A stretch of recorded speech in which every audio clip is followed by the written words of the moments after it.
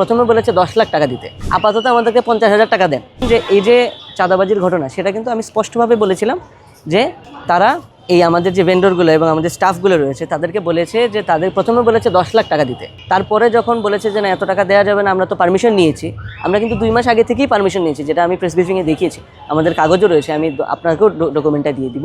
আমরা পারমিশন নেওয়ার পরেও তারা বারবার টাকা দাবি করছে এবং পরবর্তীতে যখন টাকা দেয়নি এবং দেবে না তারা বুঝে, তখন বলেছে যে আপাতত আমাদেরকে 50,000 টাকা দেন, 50,000 টাকা দিলে খুশি করলে আমরা আপনাদের সমস্যা করব না। যখন ওই 50,000 টাকাও দেয়নি, তাদেরকে কিন্তু তুলে নিয়ে গিয়েছে। তো এই তুলে নেওয়ার এখতিয়ার এটা কিন্তু বিশ্ববিদ্যালয়ের প্রক্টোরিয়াল টিম ছাড়া আমার জানা মতে কারোরই নেই। আমরা যখন প্রক্টোরিয়াল টিমের সাথে কথা বলেছি, তারাও বলেছে তারা এই ধরনের কোনো ঘটনার সাথে ব্যাপারে অবহিতই না।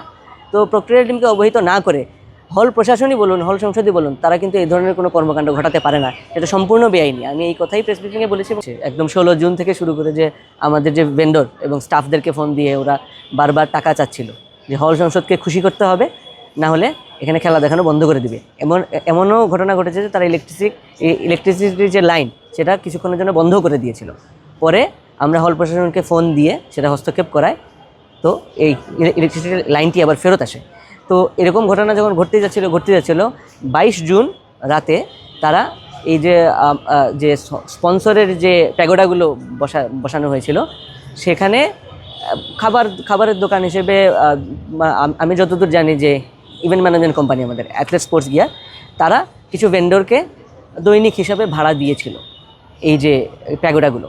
সেটি তাদের একটি প্যাগোডার যে বসানো সেটার তো খরচ আছে, সেটি তোলার জন্যই তারা ভাড়া দিয়েছিল বলে পরে আমরা জানতে পেরেছি। তো সেখানে এই যে খাবারের দোকান থেকে স্টাফদেরকে তুলে নিয়ে হল সংসদে নিয়ে বসিয়ে রাখা যায়। প্রথমত আমরা এখানে যাই এবং যে হল সংসদের যে মানে কথিত নেতৃবৃন্দ ছিলেন, শিবিরের নেতাকর্মীরা ছিলেন, তাদেরকে আমরা স্পষ্টভাবে জিজ্ঞেস করি যে আপনারা যে এখানে কয়েকজন মানুষকে বসিয়ে রাখলেন, এটার এখতিয়ার আপনাদেরকে কে দিয়েছে, এটা কি আপনাদের কোনো দায়িত্বের মধ্যে পড়ে?